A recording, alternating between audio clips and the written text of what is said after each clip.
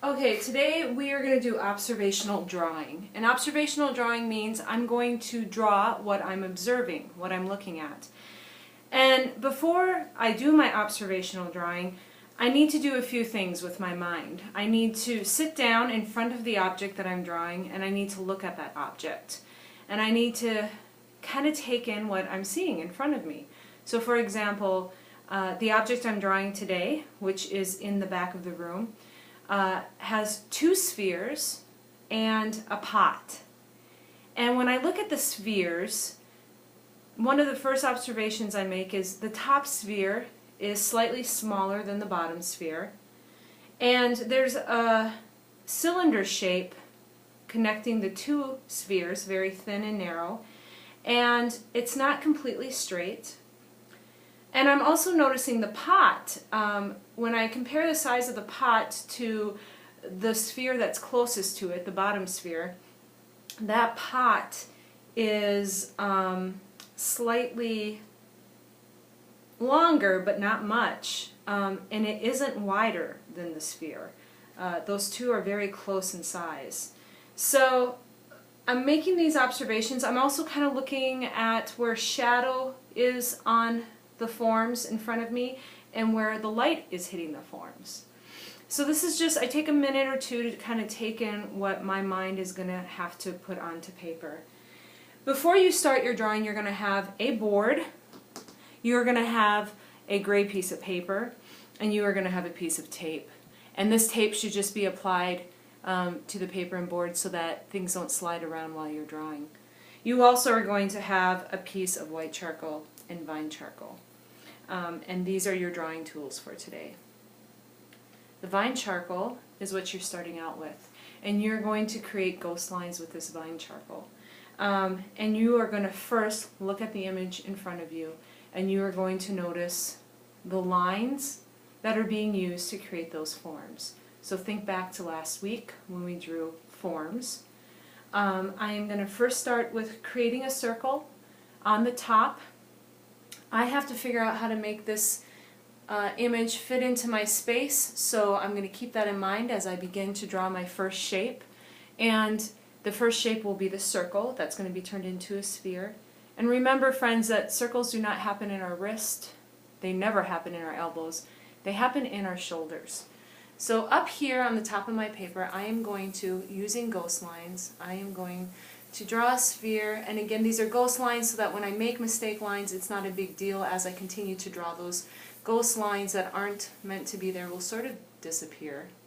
I have my first sphere. I'm going to draw my second, and when I'm looking at the angle that I'm sitting at, I'm noticing that sphere is not directly below evenly, it's kind of off to the side. And again, this sphere is a little larger. Just a bit. And I want to make sure I make it bigger. And again, these ghost lines are allowing me to make correction lines without having to erase anything. So ghost lines, ghost lines. So I have my second sphere. It's slightly bigger than my first. Now one thing that's connecting these are these cylinder-like shapes, and I'm not going to get too worried about the cylinder-like shapes being perfect right now. I am noticing they are not straight. They are kind of crooked. They make things kind of go off tilter in the pot, so I want to capture that. Now I'm going to go down to the pot, and again using ghost lines, I'm thinking about the top of that pot. Remember, I'm looking at the pot in real life. When I look at the pot, the edge of the pot here is in about alignment with the circle from here, so I'm going to make sure that I make that pot line, the side of that pot, be in the right spot. And the other side comes to about the edge of this side of the circle. So I have ghost lines here. I am going to create that back portion now. And again, ghost lines because some of this is going to disappear as I draw. And then the pot, I'm not worrying about details here. I don't want you focusing on details of design in the pots, or the spheres for that matter. I want you mostly focusing on the shape of things and the shadows. And another really important thing, as I'm drawing, you can't see this on the video, but as I'm drawing, I am looking up at the object I'm drawing as much as I'm looking at my paper. Remember, we've talked about this before, you can never trust your memory when you're doing observational drawing. You must continually look at what you're drawing so that you can get the shape down right. Your brain will trick you. It will make you think something goes somewhere. What you need to do is you need to make sure to look at that something so that it's in the right spot. Okay, so what I have here is just ghost outlines of my pot. Nothing too detailed, just ghost outlines. Now, my brain's going to shift a little bit. I've been noticing the lines to create this drawing on the object that I'm looking at. My brain's going to shift. I'm still going to see those lines, but now I'm really going to notice shadowing.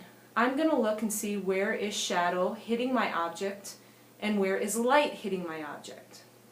The first thing I want you to do is go into your spheres and look, and when I look from the position I'm sitting, and this is going to be different for everyone because you're all going to be sitting in different areas, when I look, I notice that there's shadow, and I'm going to make a ghost shadow right now in all the areas shadows hitting my form. There is, and that means I just very lightly shadow in. Notice, boys and girls, when I was drawing and when I'm shadowing, I am not going straight to the tip of my charcoal. I'm actually using at the edge side and sometimes even more of the edge side depending on the space I'm filling in. When I look at the shadow hitting my form, I'm noticing that it's filling in all these parts. Now the shadow is darker in some areas, lighter in others, but right now I'm just going to make one really light area of shadow wherever I see it, and I'm going to fill that in. I'm really going to be careful not to lose my form when I fill in my shadow. I could easily just kind of start going outside those lines and I could kind of lose my form. So right now what I've done is I've gone and I found my ghost shadows in here, and I'm going to do the same with the bottom. I'm going to just go and wherever shadow is hitting that form, I'm going to fill in. Now a couple things I want you to notice. When I'm filling this space in, one thing I'm not doing is just doing straight lines. This form is curved, and I want to fill this in keeping that in mind. If I just fill this in with really straight, rigid lines, I'm going to lose that illusion of creating a curved, or filling in a curved space. So make sure, and I'm kind of losing my edge here, I'm going to try to get it back a little bit without overworking it. I can always come back and fix things. Okay, so I am filling in this space with ghost shadows. I keep looking at the form. I never stop looking at the form. My eyes are constantly looking up at what I'm drawing.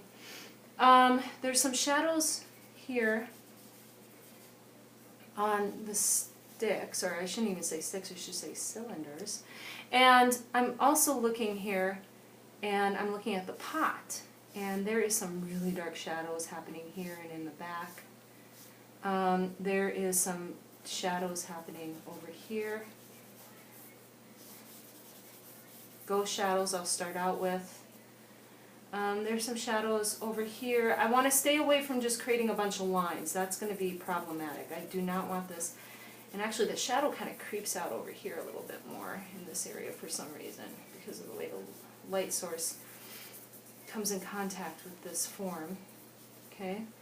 And there's some there's some shadowing happening here and in the front. Alright, now I've created ghost shadows. I'm going to go back. When I look in the shadows, I notice that there's dark areas of shadows and light areas in my shadows. And I want to make those dark areas darker. So I'm going to go back, and sometimes squinting your eyes when you're looking at your form really helps you notice where it's really dark. So go ahead and feel free to try to squint your eyes a little bit when you're looking at these forms to find those darkest areas. And I am noticing some of my darkest areas are here. There's some more creeping in here. Okay. There's some over here. Now, mind you, this specific form in our room, if you look at it, it actually has a very textured surface, and we're not going to worry about all that texture. We're not going to try to capture all the details of that texture. This kind of drawing today, we just don't have the time for that. But I am getting the idea of where shadow is. So there we go. I've got my darker areas figured out over here. I'm going to go down to this form. There's really some dark shadows happening over here. There's some nice, wonderful dark shadows kind of curving around this area here. And down here, there's some wonderful dark shadows right down here. So now I've created the darker shadows within my ghost shadow. So now I have different values. I have a lighter value and a darker value in my shadows. That's very important. When I go down here, I'm going to do the same thing. I'm going to notice some of the darkest areas in my shadows. I really want to establish those because that makes that pot look so much more 3D. Okay, and then some really dark lines happening here. Another really nice, wonderful dark spot here. Alright, I've created some value. I'm kind of going over it again, just double checking. There's actually, just because of the way the light hits, there's a dark area here and here. Kind of a little surprise dark area. Alright, last step. I have my shadows figured out. I'm going to look at the light source now. I'm looking at where the light source hits my form. And I'm going to take my white charcoal and I am going to draw the lightest spots in right away. I am just going to let that light hit. Now a couple of things with this. I really want the light spots to be nice and bright, but I don't want to get carried away with my white. You get carried away with white, it takes over everything. So I'm going to go in here and I'm going to start noticing where the light's the darkest, or I should say the brightest, and then I am going to let it slowly sort of bleed into my form here. I don't want it, and again I'm not doing really dark or really rigid straight lines here. I'm kind of letting that fill in and I like to say the light's bleeding into the darkness, into the shadow. They kind of eventually merge. I don't make them completely touch each other in every place because if I let them totally touch each other, it looks weird. Light and shadow do not work like that. Areas touch and some areas don't at all. Now, I go here, same thing. I'm looking, and again, like I've been saying, you keep looking at your forms. You look and you look. You can't stop looking at that form. You must check. Every 7 seconds, I'd say, I'm looking up. Every 7 seconds or so, my eyes glance back up just for a brief moment, and then it goes back down. For some reason, the light really gets a little spot there, a little surprise spot. I definitely want to notice that. So now this is starting to really look like forms. I'm going to go down here. The light hits the edge of this pot. Nice and bright. Okay. And it also sneaks back in over here a little bit. There we go. The light comes in over here. It's kind of a surprise that it starts to wrap around like that. I want to show the light coming in there, and the light definitely hits a little spot down here that I want to capture. So now all of a sudden I have a much more 3D looking form because I've created some of those shadows. If you notice some areas while you're looking where you might need to get a little bit more darkness in there, go ahead and add it. That darkness and that play of light is what makes everything look right. Okay. I'm going to go back to those sticks. The shadowing on this side of the stick is actually pretty dark. And I don't have, from my angle, much light source coming in contact with those sticks. The light source kind of doesn't get in contact with those sticks.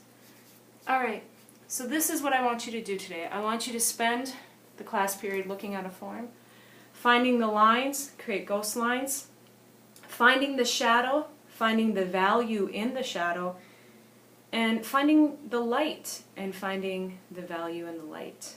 And you will be able to create a wonderful illusion of form.